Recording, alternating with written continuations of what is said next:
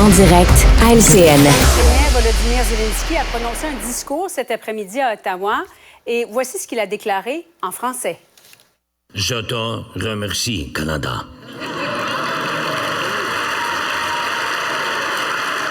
Alors, ça a suscité des rires, des applaudissements, bien sûr. Discutons-en avec nos analystes. Emmanuel Latraverse, Luc Lavoie et Mario Dumont. D'abord, vos impressions. Je commence avec toi, Mario. Ben, c'est un bon discours, mais c'est un bon communicateur. Là, on s'attendait pas à moins. C'est un communicateur habile. C'était plus facile pour lui au Canada qu'aux États-Unis. Là, on se comprend. L'ensemble de son passage, il est en territoire ami. C'est toujours plus facile de prendre la parole quand ta seule arrivée dans l'enceinte, là, ta seule présence génère un tonnerre d'applaudissements chaleureux. Pour le reste, je pense qu'il a quand même fait le travail de sensibilisation auprès de la population du Canada sur qu'est-ce qui est en jeu, là, la signification d'une éventuelle victoire de l'Ukraine, la signification d'une reddition, de dire si on laissait gagner Poutine, ça veut dire quoi? Il a fait un rappel parce que il y a deux ennemis, là. L'Ukraine, son premier ennemi, c'est la Russie, son deuxième ennemi, c'est le temps. Le temps qui passe et qui fait que, bon, ben, on s'habitue, puis là, on se dit, ouais, on envoie-tu d'autres millions, d'autres milliards? Oui, parce que le soutien commence à s'effriter du côté des États-Unis, surtout la frange républicaine. Luc, l'aide annoncée aujourd'hui par le Canada, 650 millions de dollars, est-ce que le Canada, par exemple, aurait pu ne pas apporter une aide supplémentaire, selon toi?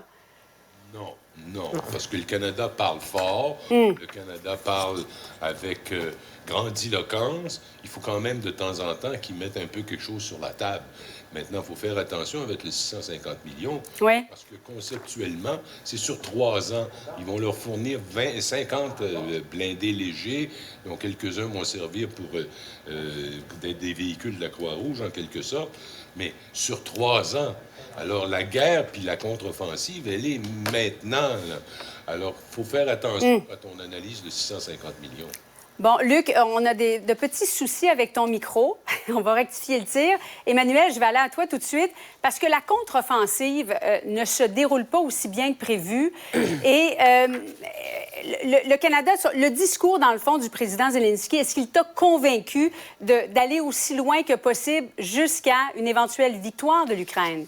Bien, c'est ce à quoi s'accroche l'Ukraine, c'est d'essayer de convaincre les gouvernements des pays alliés qui le soutiennent que c'est pas une question d'arrogance, c'est pas une question d'amour-propre que de mener cette guerre jusqu'au bout, mais que c'est une question existentielle pour la stabilité du monde. L'argument, finalement, que présente M. Zelensky, c'est on ne peut pas défendre la vertu de cette guerre-là sous prétexte qu'il faut condamner le fait, la violation des frontières qu'a fait la Russie.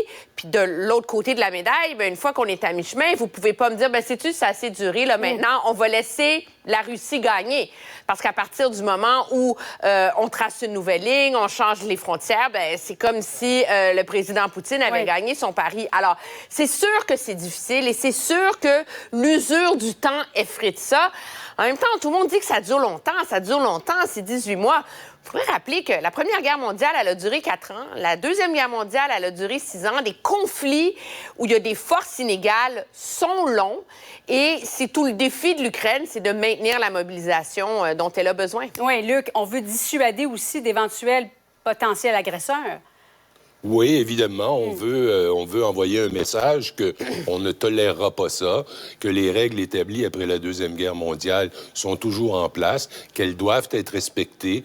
Et dans ce sens-là, le discours est tout à fait conforme à la réalité. Mais la réalité, c'est également que ça peut plus durer éternellement. Je veux dire, on peut pas continuer comme ça. T'es rendu à 500 000 victimes, là. On va se rendre jusqu'où? Quel est le volume de sang que nous devrons verser pour arrêter ce truc-là qui n'a ni queue ni tête? Oui, il a parlé d'un génocide aussi, davantage qu'une guerre de territoire. Parlons d'éducation maintenant. Déclaration de Marois Risky, il va manquer 14 000 enseignants, pas tout de suite, mais très bientôt, d'ici les 4 prochaines années. Et elle demande au ministre Bernard Drinville de tenir, Mario, une réunion d'urgence pour s'attaquer à la pénurie de personnel. Est-ce qu'elle a raison, tu crois? Ben, elle a raison. Elle fait son travail de soulever cet enjeu-là. Ouais. Elle a raison, dans le fond, de lancer une suggestion. C'est une façon habile de le faire. Écoute, c'est toute une parlementaire, Marois Risky. Mm-hmm. Maintenant, bon, est-ce que le ministre allait dire oui à ça? Le ministre, lui, va dire, ben, moi, je suis déjà en action. Lui, reconnaît, elle a dit 14 000. Lui, reconnaît déjà, je pense qu'il en manque quelque chose comme 13 000. Donc, il n'y a pas vraiment d'enjeu, là, de discussion ou de gens là, qui nient l'existence du problème. Et qu'est-ce qu'on fait à partir de là? Le ministre accélère les formations, accélère le passage pour les gens qui ont un bac dans une autre discipline, accélère l'espèce de passage vers un certificat pour obtenir sa qualification. Est-ce que c'est assez ce qu'il fait? Probablement pas. Hein? Donc, que l'opposition continue à le pousser. Marois Risky fait tout à fait son travail. Oui, c'est un véritable duel aussi que forment Bernard Drinville, Marois Risky, Emmanuel? Ben oui, parce que ce sont deux extraordinaires communicateurs. Faut dire que M. Drinville, c'est pas fait prendre comme la dernière fois, là, lorsqu'il y avait eu droit à une interpellation. Il était pas mal plus préparé, beaucoup plus pugnace. Moi, je pense que le problème auquel M. Drinville est confronté, c'est que c'est une chose de dire on retourne toutes les pierres, on cherche des solutions. Mm-hmm. À un moment donné, il faut arriver avec une forme de cohérence là, dans l'approche pour s'attaquer au problème de la pénurie de main-d'œuvre. Là. Et en ce moment, ce qu'on voit, c'est plein de bribes de solutions. Donc, l'Université de Sherbrooke a une idée, l'Université Laval en a une autre, l'UQAM travaille sur quelque chose. Et ça, c'est pas précis comme plan. Et ça vient pas avec des chiffres, des cibles, des résultats. Et c'est ça, moi, je pense, qui rend le ministre vulnérable. Restez avec nous. Dans un instant, on se parle de cette manifestation importante qui aura lieu demain dans les rues de Montréal concernant les négociations dans le secteur public. Je vous retrouve après ceci. Cube Radio. On commente l'actualité, on explique la nouvelle, on décortique l'information. Alexandre, il y a eu du bruit cette nuit dans les rues de la belle ville de Sherbrooke. Ouais, vers 2h30, puis dans le centre-ville de Sherbrooke, ni plus ni moins, Mario, un homme qui a appelé la police, les patrouilleurs sherbrookois, vers 2h30 du matin, dans la nuit dernière, parce qu'il y avait un citoyen, un individu de 22 ans, qui se promenait en bulldozer sur la rue Wellington Sud, tout près du bord de la Petite Grenouille. Dûment autorisé à faire des travaux d'excavation? Ben, c'est certain qu'un bulldozer à 2h30 du matin, ça soulève... C'est surprenant. Ça soulève toutes sortes de questions, encore plus quand c'est un jeune homme de 22 ans, pas en équipement de travail, qui est sur le bulldozer en question. Et là, quand on est arrivé sur place, on l'a rapidement localisé, ça va de soi. Puis l'homme, lui, faisait juste comme de l'avant, de l'arrière, de l'avant, de l'arrière, avance, recule, à répétition. Fait qu'il n'y a pas démoli. Pour les gens qui se posent, il n'y a pas démoli la ville, il n'y a pas roulé sur plein de véhicules, arraché des poteaux. Il semble pas y avoir de dommages majeurs. Là. Non, pas qu'il est rapporté pour l'instant, Mario, puis c'est pas dans les accusations auxquelles il fait face, parce qu'il fait face à des accusations, cet homme-là, auquel on a fini par mettre la main au collet après une très courte poursuite à pied. Semble-t-il que il s'est pas sauvé en bulldozer? Ben non, puis écoute, et nos collègues du Journal de Montréal ont fait leur recherche, c'est 12 km/h le maximum que tu peux atteindre avec un bulldozer en marche. Donc, c'est sûr que c'est pas idéal pour fuir, non. Pour fuir des voitures de police. Et donc, ben, s'est fait rattraper. Et là, on l'a arrêté à nos quartiers général de la police de Sherbrooke. Et surprise, le chauffeur en question a échoué son alcotest parce qu'on peut pas plus conduire un bulldozer en état d'ébriété, Mario. Peu importe le véhicule, vous pouvez pas faire ça. Mais le bulldozer n'était pas à lui. En plus, parce que quelqu'un avait oublié les clés dedans quand même. Ou en tout cas, c'est ce qu'on semble comprendre. Là, pour l'instant, c'est pas dit, mais là, accusation, c'est conduite avec les capacités affaiblies par l'alcool, possession de véhicule sans consentement. Donc, on comprend que ce n'était pas son bulldozer à l'âge de 22 ans et entrave au travail des policiers pour s'être sauvé, oui. Pour avoir tenté de fuir. Donc là, il est libéré sous promesse de comparaître. En résumé, un gars chaud en sortant des bars, plutôt que de rentrer paisiblement chez lui ou d'aller manger une pizza avant d'aller se coucher, a décidé, pourquoi pas une raid de bulldozer? Pourquoi pas une raid de bulldozer, Mario? Puis ça me ramène à chaque fois qu'il y a un cas comme ça dans l'actualité de véhicule inusité dans lequel quelqu'un est en état d'ébriété. On s'entend, l'alcool au volant, c'est un fléau, ça crée des morts, des blessures, des tragédies un peu partout. Mais j'ai comme un faible pour quelqu'un qui est un peu chaud sur un bulldozer ou quelqu'un qui est chaud sur un tracteur à gazon. Je me souviens, on avait eu une discussion, toi et moi, sur quelqu'un qui était en tracteur à pelouse sur la voie publique sous. Oui, puis qui essayait de s'enfuir de la police aussi, là, qui a causé une poursuite là, quand même là, à bord de son tracteur à gazon. Je me souviens plus exactement où c'était cette histoire-là. Je mettrais aux États-Unis. Je mettrais un $2 sur la Floride même, Mario. Ouais. Mais non, c'est vraiment des cas inusités comme ceux-là, mais là, en plein centre-ville de Sherbrooke. Si vous voyez tard le soir quelqu'un se promenant en bulldozer, prenez l'habitude d'appeler la police parce que c'est rare que quelqu'un fait des travaux à cette heure-là. Merci, Alexandre. Une autre vision de l'actualité. Cube Radio. Cube Radio. Radio. Cube Radio. En direct à LCN. On est 3,9 en moyenne pour des postes comparables au-dessus du secteur privé. Bien, je m'attends à ce qu'ils fassent leur bout de chemin. On doit travailler à trouver des solutions à court terme, concrètes, qui sont applicables sur le terrain au lendemain de la signature de la convention collective. J'entendais la ministre Lebel dire oui, nos offres respectent le coût de la vie. Bien, vous savez, comme moi, on a entendu cette semaine, là, en 2023, maintenant, on est déjà rendu à 4,6 d'inflation au Québec. Donc, c'est inconcevable. Négociations dans le secteur public. Il y a cette grande manifestation qui est prévue demain à Montréal. Luc, on vient d'entendre Sonia Lebel, présidente du Conseil du Trésor, et Magali Piquant, présidente de la FTQ, avec deux déclarations complètement à l'opposé. As-tu l'impression qu'on est loin d'une entente? Je pense qu'on est toujours loin d'une entente jusqu'au jour où on se réveille. Et là, il va y avoir du monde dans la rue, puis ils vont avoir beaucoup de plaisir. Puis les journalistes qui vont couvrir ça vont dire que c'est une atmosphère ludique, puis tout ça va se passer. Puis ils vont continuer par des moyens de communication comme ceux-là. Et puis éventuellement, ils vont finir par se parler puis s'entendre, mais sauf que ça finit par être plate. C'est tout le temps le même show tous les 3-4 ans. Selon, d'ailleurs, ce qu'on a appris, essayez pas demain de tenter de trouver un autobus scolaire. Il semblerait qu'ils auraient tous été réservés par les syndicats. Le Front commun, ça représente, Emmanuel, 420 000 travailleurs dans les services publics. Ça prendrait combien de manifestants, selon toi, pour vraiment interpeller le gouvernement demain?